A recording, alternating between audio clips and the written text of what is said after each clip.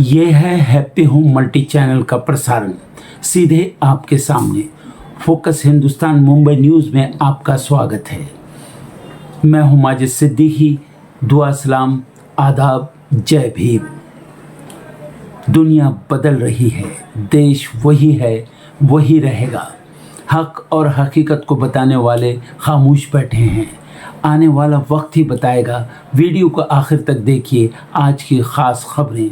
सबसे पहले फोकस हिंदुस्तान को सब्सक्राइब करें, लाइक के साथ शेयर करें और अपने कमेंट ज़रूर भेजें।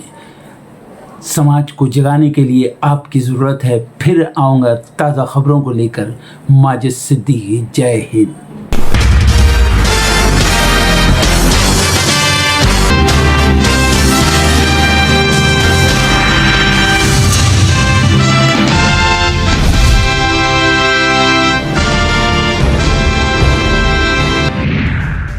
संसद में आज भी हंगामे के आसार। धन्यवाद प्रस्ताव पर लोकसभा में जवाब देंगे पीएम मोदी। शाम 5 बजे संसद में बोलेंगे पीएम।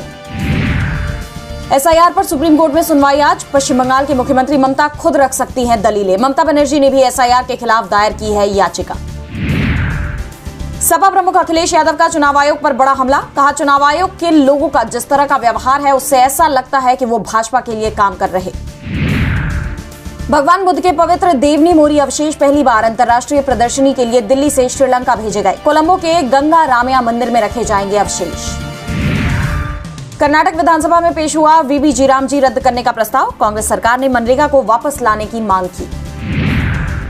महाराष्ट्र में एक और हादसा टला। पंकजा मुंडे को ले जाने वाले हेलीकॉप्टर में तकनीकी खराबी। डीजीसीए ने शुरू की जांच। पूर्णिया से निर्दलीय सांसद पप्पू यादव का एनडीए पर बड़ा हमला। कहा, बिहार में भी एप्स्टीन फाइल घूम रही है। दिल्ली एनसीआर में घने कोहरे की चादर। गुरुग्राम में 10 मीटर रह गई विजिबिलिटी। कई इलाकों में AQI 350 के पार। ओडिशा पहुंची राष्ट्रपति द्रौपदी मुर्मू। पुरी में जगन्नाथ मंदिर में पूजा अर्चना की। T20 world cup warm up match. Bharat की आज मुंबई में दक्षिण अफ्रीका से भिड़ंत। ग्रीस में बड़ा हादसा। तटरक्षक जहाज और प्रवासियों की नाव में भीषण टक्कर। 14 की गई जान, कई लापता। लीबिया के पूर्व तानाशाह गद्दाफी के बेटे की ली गई जान। हमलावरों ने घर में घुसकर मारी गोली। कीव में हाहाकार। रूस ने यूक्रेन के ऊर्जा केंद्रों पर दागे 450 ड्रोन और 70 मिसाइलें। नासा ने मंगल ग्रह पर रचा इतिहास। पहली बार AI की मदद से रोवर ने कंप्लीट की पहली ड्राइव। अमेरिकी नागरिकों ने 75 देशों पर वीजा प्रतिबंध को दी चुनौती। विदेश विभाग और मार्को रूबियो पर न्यूयॉर्क में मुकदमा। BMW से टेस्ला तक कार कंपनियों के लिए बड़ी आफत। हिडन डोर हैंडल पर चीन लगाएगा बैन। रेपो रेट तय करने वाले मौद्रिक नीति समिति की बैठक आज से। विशेषज्ञों ने कहा, नीतिगत दरों में कमी की संभावना ना के बराबर। 75 दिन में 3.35 लाख रुपए पार कर जाएगा सोना। जेपी मॉर्गन का दावा, 800 टन गोल्ड खरीदेंगे केंद्रीय बैंक। व्यय सचिव वी वुअलनाम का बयान, बजट में 8वें वेतन आयोग को लेकर कोई प्रावधान नहीं। ट्रेड डील की घोषणा के बाद अमेरिका में विदेश मंत्री जयशंकर और रूबियो की मुलाकात। न्यूक्लियर और डिफेंस समेत कई मुद्दों पर हुई चर्चा।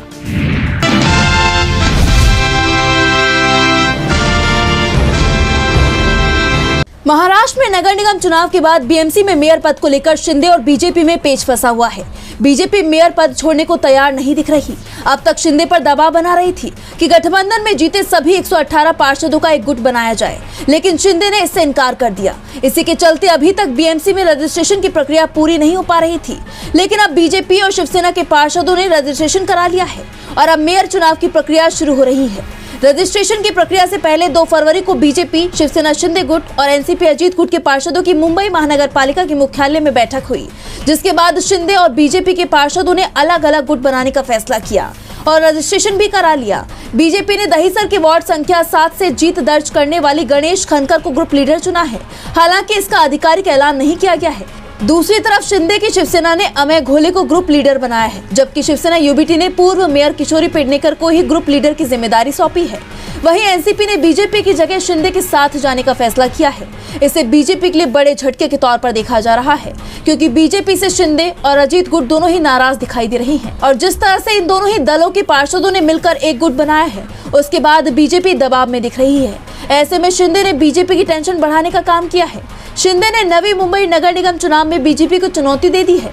शिंदे ने अपनी पार्टी की तरफ से भी मेयर और डिप्टी मेयर पद पर उम्मीदवार उतार दिए हैं। लेकिन जिस तरह से शिंदे की शिवसेना ने बीएमसी के लिए अपने पार्षदों का अलग गुट बनाया है, उसके बाद बीएमसी में मेयर पद का चुनाव बेहद दिलचस्प हो गया है।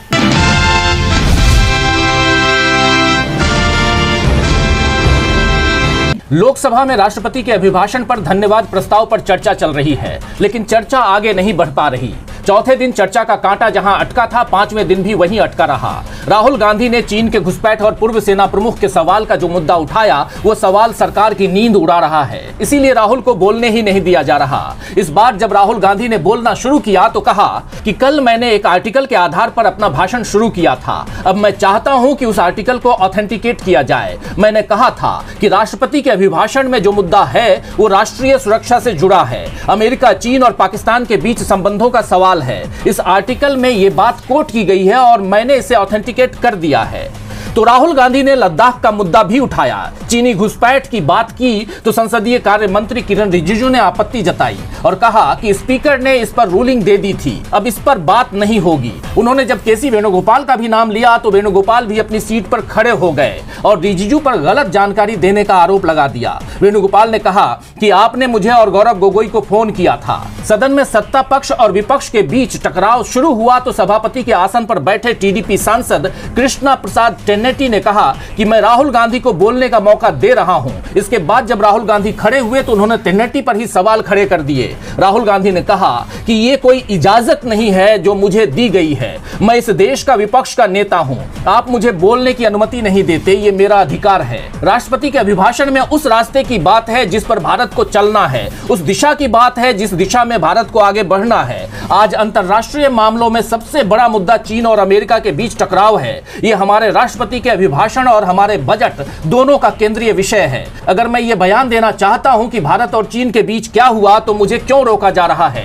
पूर्वी लद्दाख में संघर्ष हुआ था, हमारे सैनिकों की जान गई थी। राहुल गांधी के इतना बोलते ही स्पीकर ने दूसरे वक्ता का नाम ले लिया। कहा आपका समय समाप्त होता है। अब समाजवादी पार्टी के सांसद नरेश उत्तम पटेल बोलेंगे, लेकिन समाजवादी पार्टी के सांसद ने बोलने से मना कर दिया। वो अपनी सीट से उठे ही नहीं। इसके बाद स्पीकर ने टीएमसी की सांसद शताब्दी राय का नाम लिया, लेकिन वहां से भी कोई जवाब नहीं आया। फिर तीसरे सांसद का नाम लिया, लेकिन कोई भी सांसद बोलने को तैयार नहीं हुआ। सभी ने राहुल गांधी के समर्थन में बोलने से मना कर दिया। इसके बाद टेन्नेटी ने एनडीए सांसद से बोलने को कहा तो विपक्षी सांसद भड़क उठे, वेल तक आ गए। जोरदार नारेबाजी शुरू हो गई। कुछ सांसदों ने आसन के सामने कागज भी उछाले, जिसे लेकर विपक्ष के 8 सांसदों हिबी ईडन, अमरिंदर सिंह राजा वाडिंग, माणिक्कम टैगोर, गुरजीत सिंह औजला, किरण कुमार रेड्डी, प्रशांत पडोले, एस वेंकटेशन और डीन कुरियाकोस को पूरे बजट सत्र से निलंबित कर दिया गया। सांसदों के निलंबन के खिलाफ विपक्षी सांसदों ने संसद के मकर द्वार पर प्रदर्शन किया। तो साफ है कि जिस तरह से पूरा विपक्ष इस मुद्दे पर एकजुट दिख रहा है, सरकार भी टकराव के रास्ते पर चलती दिख रही है। उसके बाद बजट सत्र के बचे दिनों में सदन के भीतर चर्चा कम लेकिन टकराव के ज्यादा आसार हैं।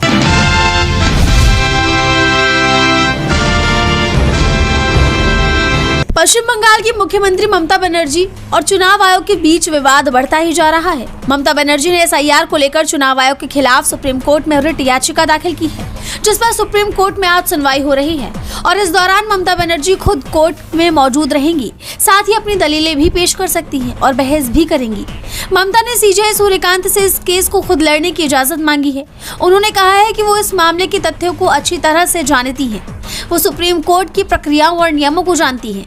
उन्होंने भरोसा दिलाया है कि वो कोर्ट के नियमों का पालन करेंगी। उनकी लीगल टीम ने कोर्ट से सीधे अपनी बात रखने की अनुमति के लिए एक अर्जी दायर की है। वहीं CJI Suryakant, justice Joy Mallya Bagchi और जस्टिस विपुल एम पंचोली की पीठ मुस्तरी बानू और टीएमसी सांसद डेरेक ओब्रायन और डोला सेन की 3 याचिकाओं पर सुनवाई करेगी। टीएमसी ने इसकी जानकारी एक्स पर एक फोटो के साथ साझा की है, जिसमें ममता बनर्जी को कोर्ट की तरफ बढ़ता हुआ दिखाया गया है। इस फोटो पर लोगों का वकील बनाम शैतान का वकील कैप्शन दिया गया है। फोटो में ममता बनर्जी वकील की वर्दी में दिखाई दे रही हैं। साथ ही टीएमसी ने इसे ऐतिहासिक कदम बताया है। पार्टी ने एक्स पर पोस्ट किया कि एक ऐतिहासिक क्षण आज श्रीमती ममता बनर्जी बंगाल के लिए संघर्ष करने के लिए अदालत में कदम रख रही हैं। एसआईआर को चुनौती देते हुए वो देश की सर्वोच्च अदालत के समक्ष बंगाल की जनता के अधिकारों के लिए पैरवी करेंगी। वहीं ममता बनर्जी के इस फैसले पर शिवसेना यूबीटी गुट की नेता प्रियंका चतुर्वेदी ने तारीफ की है। ममता जी जो कर रही हैं, मैं उसका पूरा समर्थन करती हूँ कि वो जो लीगल लड़ाई है वो लड़ाई लड़ रही हैं, खुद सामने आकर लड़ रही हैं। और अगर इस तरीके की मनमानी चलती रही भारतीय जनता पार्टी की, तो इंस्टीट्यूशंस किसी तरीके से कोलैप्स ना हो इस देश के, जो इस हिसाब से बनाए गए थे कि प्रजातंत्र का हनन ना हो, वोटर के राइट्स का हनन ना हो, तो उसकी लड़ाई अगर हमें लड़नी पड़ेगी, हम सब लड़ेंगे। अगर वो इम्पीचमेंट मोशन के माध्यम से होता है या किसी और तरीके से लीगल प्रक्रिया से होता है, जो संवैधानिक तरीके से होता है, उसका नियम और पालन करते हुए हम लोग सब आगे बढ़ेंगे। गौरतलब है कि ममता बनर्जी LLB की डिग्री धारक है। जैसा आप जानते हैं कि मुख्यमंत्री ममता बनर्जी ने सुप्रीम कोर्ट में अपनी याचिका दायर कर एसआईआर प्रक्रिया की वैधता पर सवाल उठाया था और आरोप लगाया था कि जिस तरह से इसे किया जा रहा है उससे लाखों वोटर्स, खासकर समाज के हाशिए पर पड़े वर्गों के लिए लोगों के वोट देने का अधिकार छीना जा सकता है।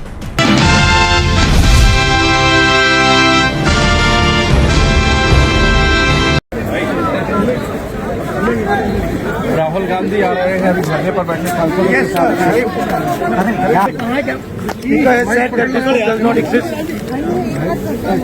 Government has said this book does not exist. Rajnath Singh ji has said this book does not exist. Every youngster in India should see this. This is नारावाने's book. Naravane की किताब है। इसमें उन्होंने पूरा अकाउंट लिखा है। हाथ नीचे करो थोड़ा, हाथ नीचे करो थोड़ा। लद्दाख का जो अकाउंट था, भाई इससे ऊपर करो। और मुझे कहा गया है कि मैं इस बुक को कोट नहीं कर सकता हूँ, बट यहाँ पे पूरा लिखा है। यहाँ पे मेन लाइन है जो प्रधानमंत्री ने कही, जो उचित समझो वो करो। जब chief of army staff general Naravane ने राजनाथ सिंह जी को फोन किया और कहा कि देखिए कैलाश रिज पर चाइनीज टैंक्स आ गए हैं, हमारी टेरिटरी कैलाश रिज पर चाइनीज टैंक्स आ गए हैं, हमें क्या करना है। पहले राजनाथ सिंह जी ने उनको रिप्लाई नहीं किया। उन्होंने जयशंकर जी से पूछा, NSA से पूछा, राजनाथ सिंह जी से पूछा, कोई रिप्लाई नहीं। बुक ऊपर कर लीजिए। फिर उन्होंने राजनाथ सिंह जी से पूछा। राजनाथ सिंह जी ने कहा कि मैं टॉप से पूछता हूँ। ऑर्डर था, स्टैंडिंग ऑर्डर था टॉप का कि अगर चाइनीज फोर्सेस अंदर आएंगी तो उनके बिना हमारे पूछे फायर नहीं करेंगे। नारावाने जी और हमारी जो आर्मी थी, जो सेना थी, वो उन टैंक्स पर फायर करना चाहती थी क्योंकि वो टैंक्स हमारी टेरिटरी में आ गए। नरेंद्र मोदी जी ने मैसेज दिया कि देखिए दिक्कत होती है ना, जो उचित समझो। आप किसी को कोई खाई नहीं रिपोर्ट करें यहाँ पे। मतलब नरेंद्र मोदी जी ने अपनी जिम्मेदारी पूरी नहीं। उन्होंने आर्मी चीफ से कहा कि देखो भैया, आपको जो करना है करो, मेरी बस की नहीं। और आर्मी चीफ ने साफ, नरवाने जी ने साफ लिखा है इसमें, आई फेल्ट रियली अलोन, मैं बिल्कुल अकेला था।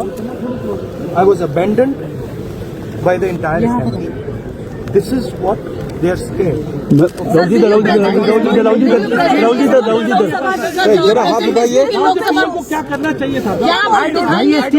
Camera come to the Lok Sabha today. Rahul ji ऊपर, because if he comes I am going to give him this book. Rahul ji इधर, राहुल जी इधर, Rahul ji I will go physically and hand him this book so he can read it and उनको पता लग जाए कि उनकी सच्चाई क्या है, देश को पता लग जाए। राहुल जी इधर, राहुल जी।